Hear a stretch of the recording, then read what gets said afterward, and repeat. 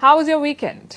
If you have savings in an American bank or if you work for an American bank, chances are you spend the last few days worrying about your finances. That's because another US bank has collapsed. We're talking about the First Republic Bank. It is the second largest bank failure in American history and the third bank failure since March this year. First Republic has been teetering for weeks now. 2 months back, it got a cash injection. 11 banks came together to save it. They injected $30 billion into First Republic, but the bank could not be saved. So this weekend, American regulators made some tough decisions. They took over First Republic, and now JP Morgan Chase will take over its assets. This has triggered more uncertainty. Is the US banking crisis ending, or is it getting worse? It started with the Silicon Valley Bank. We told you about it. It was the first American bank to collapse this year, the Silicon Valley Bank.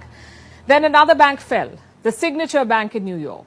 Days later, First Republic shot into headlines. This was in the month of March. The bank had lost some $100 billion. There were mass withdrawals, depositors began to flee, and now this bank is being bought. It's quite a dramatic story, in fact. First Republic is into private banking. It mostly serves the wealthy. The bank was started in 1985 with less than 10 employees. By July 2020, it was the 14th largest bank in the US. It had 80 offices, 80 offices in 7 American states and a staff of more than 7,200 people. It looked like a solid bank until crisis hit and it began to crumble. For perspective, look at these numbers. In January 2022, that is last year, one share of First Republic was trading at $200.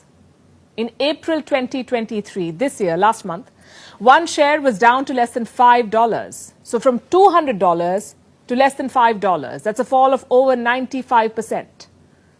And it's not like the bank did not try to avert the crisis. In the last few months, it tried to cut costs and sell assets. It decided to fire 25% of its staff, to lower the amount of outstanding loans and curb non-essential activities.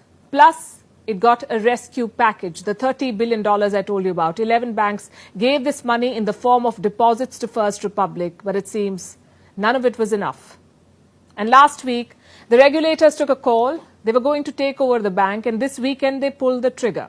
After hectic activity, a buyer has been found. It will be JP Morgan. It will take over most of the assets of First Republic. This includes more than $100 billion in deposits and almost $230 billion in other assets. This includes loans and different kinds of securities. And with that, another messy bank takeover in America is now complete, which brings us to the next question. Is the banking crisis now over? Or is it just beginning? Is it getting worse from here? Honestly, it's hard to say, but here's something that we can say for sure. This crisis was avoidable. And the blame for it should go to America's central bank, the US Federal Reserve. It failed to act. And these are not my words.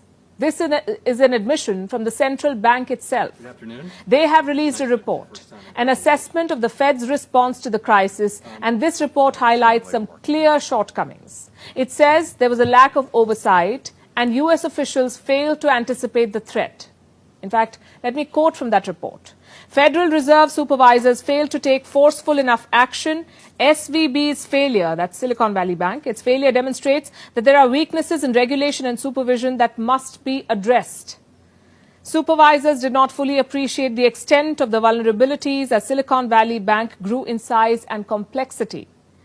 When supervisors did identify vulnerabilities, they did not take sufficient steps to ensure that Silicon Valley Bank fixed those problems quickly enough. So they're talking about Silicon Valley Bank, but it applies to the larger banking crisis in America. The Federal Reserve issued its long-awaited report on the cause of the Silicon Valley Bank failure.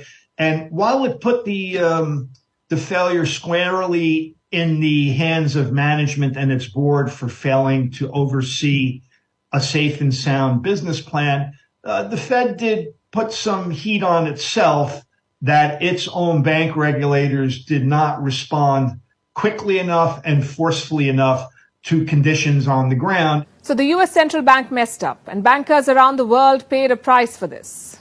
You may remember these headlines. This was right after the collapse of Silicon Valley. Global banks lost $459 billion, financial stocks took a nosedive. The crisis traveled as far as Europe. It claimed a Swiss banking giant. Credit Suisse was taken over by rival UBS, and it brought back memories of 2008. The global financial crisis of 2008, of course, it was much worse than what we're seeing right now, but it confirms our worst fears. When America sneezes, the world catches a cold. When American financial system makes a mistake, the world foots the bill for it.